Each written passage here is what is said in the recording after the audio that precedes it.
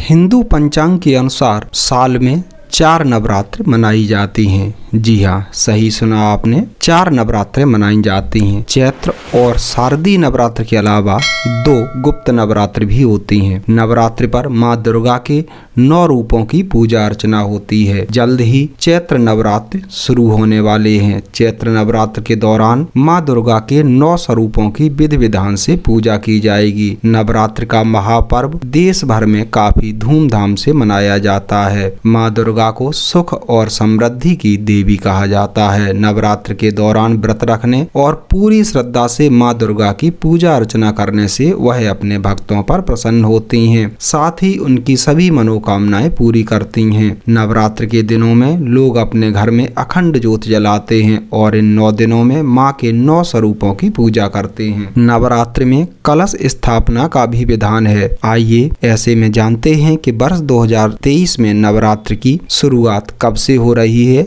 और कलश स्थापना का शुभ मुहूर्त कब है। साथ ही आपसे आग्रह है, यदि आप इस चैनल पर नए हैं तो हमारे चैनल को सब्सक्राइब अवश्य करें। यहाँ पर आपको हिंदू धर्म से जुड़े व्रत त्योहारों की कथाएं और उनके बारे में अधिक जानकारी समय समय पर मिलती रहती है। साथ ही जीवन बदल देने वाली कहानियां भी आपको यहाँ सुनने को मिलेंगी। बात कर रहे थे चैत्र नवरात्रि की। इस वर्ष चैत्र माह की प्रतिपदा तिथि की शुरुआत 21 मार्च की रात 10:52 से होगी। अगले दिन 22 मार्च 2023 की रात 8:20 पर इस तिथि का समापन होगा। उदया तिथि के अनुसार नवरात्र की शुरुआत 22 मार्च 2023 से होगी। 22 मार्च को प्रतिपदा तिथि सुबह 8:20 तक ही है। ऐसे में 8 बजे से पहले ही घट स्थापना यानी कलश स्थापना हो जानी चाहिए। 22 मार्च को कलश स्थापना का मुहूर्त सुबह 6:29 से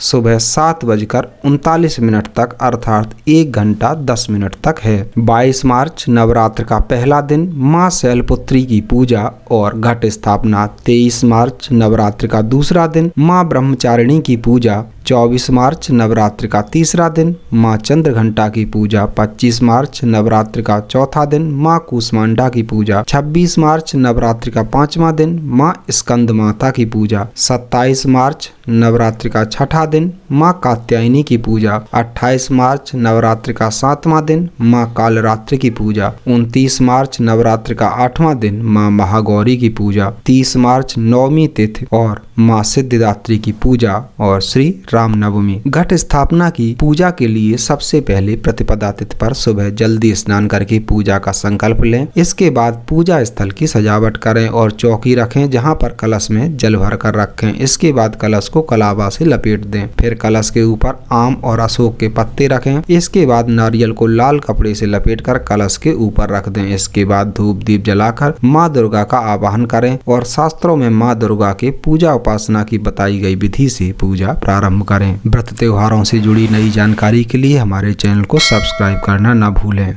जय माता की।